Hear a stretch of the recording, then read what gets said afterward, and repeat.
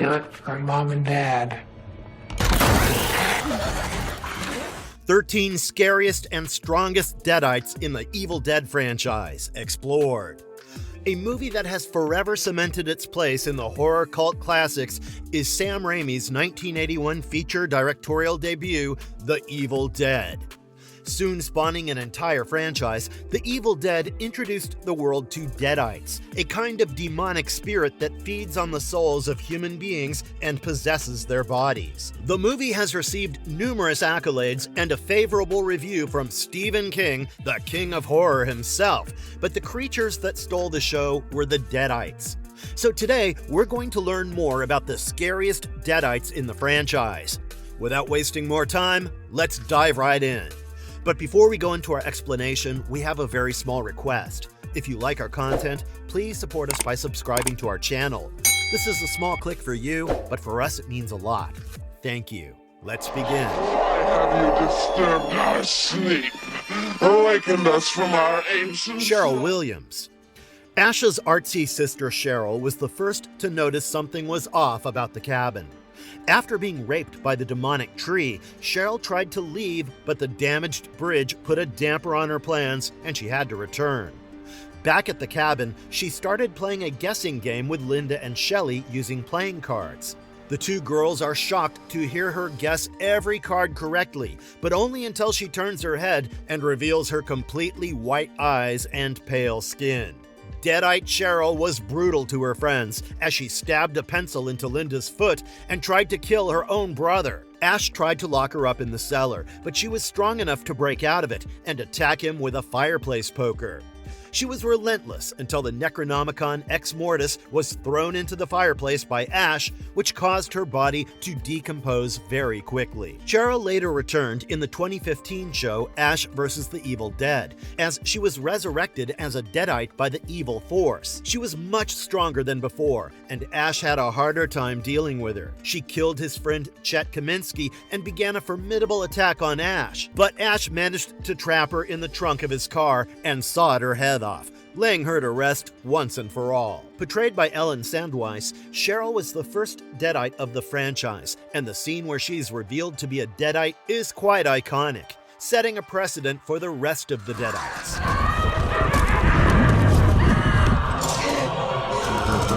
Henrietta Knowby. In 1982, Professor Raymond Knowby, his wife Henrietta, and daughter Annie visited an archaeological dig in the ruins of Castle Kandar, England. After finding the Necronomicon Ex Mortis, the professor returned to the United States with his wife to begin translating it. While translating it, the professor accidentally awakened the Kandarian demon, which attacked Henrietta and turned her into a scary Deadite. The professor chained her up in the fruit cellar and tried to transfer the Deadite spirit into Tanya, one of his students, to free his wife. But when that didn't work, he buried her, unknowingly putting her to sleep. Around a week after this incident, a group of 5 youngsters arrive at the cabin, one of whom is Henrietta's daughter Annie. She pretends to be completely normal to gain the sympathy of the 5, but they don't fall for it. Even while locked in the cellar, she drags Jake into the cellar through the narrow opening of the door and brutally murders him. She escapes from the cellar when Ash arrives to get the pages of the Necronomicon Ex Mortis and begins attacking Annie. But Ash intervenes just in time as Henrietta is beginning to mutate into a gooseneck Deadite form when she grows more grotesque and has a lengthy neck. Using a chainsaw and a shotgun, Ash killed Henrietta. 30 years later, Ash time-traveled back to the cabin to prevent his younger self from getting the pages of the Necronomicon. She's just as strong as she was during their first interaction, but Ash uses his chainsaw once again against her mutated neck and decapitates her.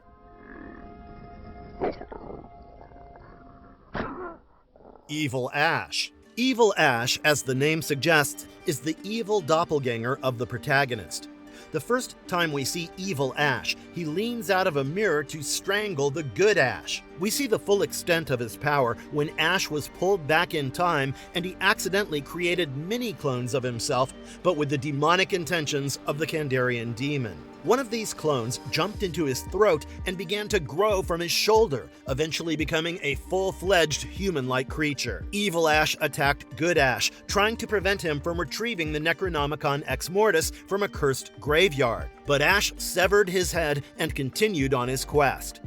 Unfortunately, he read the wrong incantation from the book, which led to the resurrection of Evil Ash, who's stronger than before. He began to lead an army of Deadites and laid siege to Castle Kandar in order to get his hands on the Necronomicon Ex Mortis. He even succeeded and held the book for a brief moment before Good Ash speared him in the chest. Evil Ash and Good Ash began battling, and Evil Ash lost his right hand. He tricked Evil Ash into standing on a catapult loaded with gunpowder and activated it, effectively getting rid of his foul doppelganger. But it didn't last long, as Ash's possessed hand, which he had severed to prevent turning into a full Deadite, mutated into another Evil Ash. This sinister incarnation pretends to be Ash to gain the trust of Amanda, and once she was disarmed, he killed her. Ash later arrived and got locked in a standoff with Evil Ash, as they were equally matched in strength and knew each other's weaknesses. Finally, his friends Pablo and Kelly realized who the real Ash was when he asked them to kill them both out of frustration and shot the wicked creature.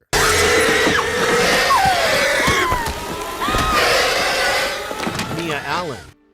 Mia Allen, the younger half-sister of David Allen, visits her family's cabin in the woods with her friends Olivia, Eric, David, and his fiancée to kick her heroin addiction. When Mia initially suffers attacks from the evil force, which calls itself the Taker of Souls, in the cabin, she tries to tell her friends, who merely chalk it up to withdrawal and don't take her warning seriously. The first thing she does as a possessed Deadite is bludgeon David's dog, Grandpa, to death. For that deed alone, she tops the list for us. She shoots David with the shotgun and is locked in the cellar. But when has the cellar ever held the Deadites securely? She lures David's fiancée Natalie in, claiming to have been cured, and attacks her with a box cutter. She also infects Natalie by biting her, forcing David to kill his lover.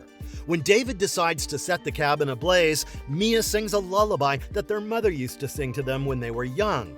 Just as David decides that he won't be able to kill her, she ambushes him and attacks, and tries to drown him, but Eric comes to his rescue and knocks her out. Unfortunately, just before passing out, Mia mortally wounds Eric with her box cutter. David buries her, but soon after regrets his decision, and, using a defibrillator, wakes her up. No longer possessed, Mia now has to deal with the havoc that the evil force wreaked upon her body and the upcoming abomination. Even though Mia is the only one who survived the 2013 Evil Dead movie, she's definitely one of the scariest Deadites in the franchise.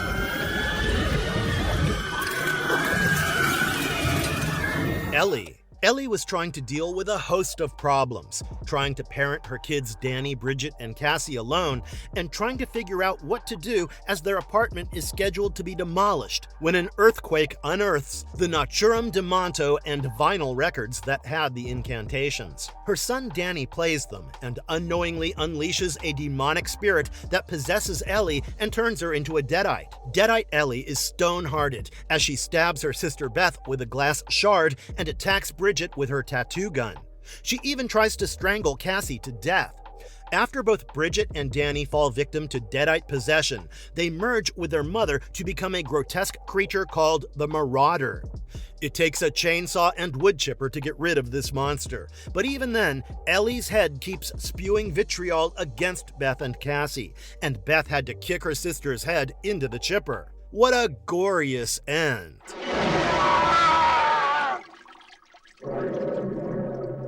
Possessed Ash. It's a truly dark day in horror movie history when the protagonist becomes possessed but survives as a beacon of hope against the Deadites. Ash Williams, our brave hero, has been possessed a couple of times in the franchise. Though it hasn't lasted long, there were some super creepy moments. In Evil Dead 2, Ash's love Linda gets possessed and chomps at Ash's right hand. Ash cuts it off to save himself from becoming a Deadite, but that's all for naught as he gets possessed in the woods only a few moments later.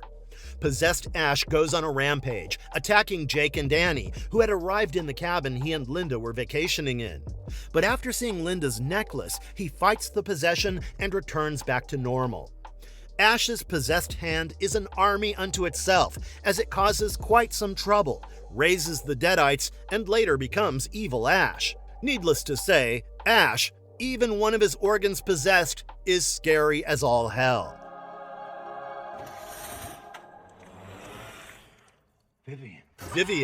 Vivian, Ash Williams' neighbor in the trailer park, might seem like a frail old lady who couldn't harm a worm even if she tried. But once possessed, she is a one-woman army. Deadite Vivian first warns Ash of the upcoming battle against the Deadites and finds him inside his trailer the very night to attack him. She single-handedly slams Ash onto the ground and disarms him by throwing his chainsaw far from him. Ash is so disoriented by her attacks that he just lies there for a moment. She attacks Ash's friend Pablo Simon Bolivar next. Lunging at him with a knife, she drives it through his shoulder and into the wall, pinning him in place, and attacks Kelly Maxwell next. Her attacks are vicious as she tries driving her fingers into Kelly's eyeballs. But by this time, Pablo manages to wake Ash up, and he kicks the chainsaw towards him. Ash connects it to his arm, and, with one clean slice, decapitates Vivian. There's something about kind-looking old women that turns them into the worst of the Deadites. First Henrietta, and then Vivian. We would never want to see them together in a room. Linda was part of the original group of people who entered the cursed cabin in the woods and was dating Ash Williams at the time of their fated vacation. Linda was infected by Ash's sister Cheryl as she stabbed Linda's foot with a pencil. Deadite Linda eerily and persistently laughed at Ash and his plight as her friends and sister fell victim to the demonic entities and immediately pretended to be normal when Ash decided to shoot her. Deadite Linda then armed herself with a dagger and tried to send her lover to meet his maker, but Ash turned the sharp edge of the dagger towards her and momentarily caused her so-called death. We all know by now that the only way a Deadite meets its end is by dismemberment. But Ash, still wet behind the ears and not the weathered warrior we know and love as of yet, cannot bring himself to kill her, and instead buries her. Linda, of course, rises again, but Ash decapitates her using a spade, though her head keeps laughing, despite not being connected to her body. Linda rises once again the second night, and what an icon she is as she dances in the moonlight with her own head. A horrific and nightmarish icon, but an icon nonetheless. Since her body is in two pieces, she can now launch two attacks at the same time. Her head bites into Ash's thenar web space, that's the area between the first finger and the thumb, by the way, while her body trudges in with a chainsaw. Ash stuck Linda's head in a vise and pried the chainsaw away from her body to completely dismember her. 30 years later, Ash returns to the cabin to battle the evil forces again and sees Linda's skull in the vise. When night fell, the skull grew skin and flesh again to resemble Linda and began to taunt Ash. But he'd had enough of it and bashed the skull in. Cougie is the cougar mascot of the Elk Grove High School, where Ash's estranged daughter Brandy gets her education. The official mascot of Elk Grove is kind of cute, but the student inside the costume gets possessed and turns into a frightening half-human, half-mascot Deadite. The possession affects the costume as well, and the creature grows sharp teeth and claws that are straight out of your worst nightmare. The creature goes on a rampage in the high school and even attacks Brandy, but Kelly and Dalton intervene to stop the furry Deadite.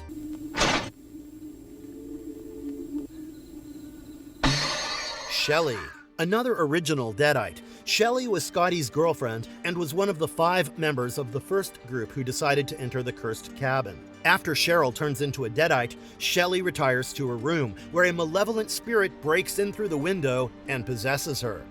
Shelly attacks Scotty, nearly scratching his face off, but he pushes her into the fireplace. Scotty pulls her back, and Shelly immediately resumes her attack. Armed with a dagger, she keeps trying to jab at Scotty, but he seizes the dagger and stabs her in the back. Seeing the white liquid ooze out of her body, Scotty assumes Shelly will no longer be a problem, but that's a stupid mistake as she lunges at him and Ash again. It takes the combined effort of Ash, Scotty, and a handy axe to end Shelly's frenzied attacks for good. Little Laurie. There's something so disarming about dolls. It reminds you of a time when things were simple, innocent, and easy. Some of us even carried our dolls and action figures with us everywhere we went. They were our friends, bodyguards, and emotional support creatures, all rolled into one.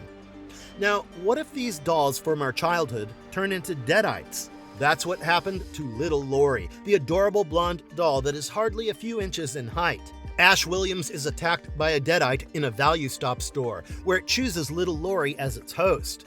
The demonic doll grows razor-sharp teeth and mounted a surprisingly strong attack on Ash by biting and scratching painfully. Ash had to crush the infernal doll, after which it sprayed dark red blood everywhere. After Little Laurie, it's hard to trust any endearing doll again. Susie Maxwell. Susie Maxwell was Kelly's mother, who had been presumed dead after she had been in a gnarly accident. When Ash visits Kelly in the Maxwell house, he sees Susie with Kelly's father and immediately begins to suspect that something is wrong. Susie was never declared dead, as her body was never found after she drove her car off a bridge. She claims to have no memory of the incident, and Ash begins interrogating her to make sure she isn't a Deadite. Although she answers every question perfectly, Ash decks her, and she reveals herself to be a Deadite. She drives a fork into her husband's eye and runs upstairs. She's quite the fighter, and Ash has a hard time trying to dismember her. She even deals a psychological blow to Kelly by telling her that she only drove off the bridge to escape Kelly. After a grueling fight, Ash decapitates her with his chainsaw.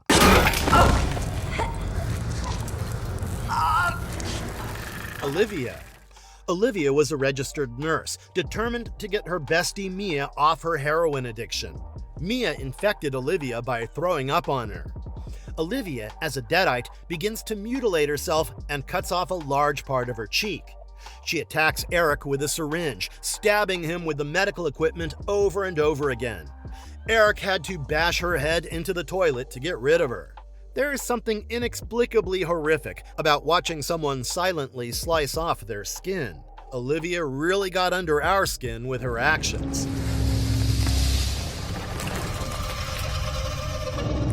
Marvelous verdict. Deadites are definitely nightmare fuel, and we hope this video doesn't affect your dreams in the slightest. Which one of these Deadites would you least want to face? It's Henrietta and Cougie for us. Let us know your answer in the comments below, and please remember to subscribe if you haven't already. See you soon with another amazing video. And if you liked our content, don't forget to leave a like and subscribe to us if you haven't already. Have a good one and be safe. Thanks, everyone.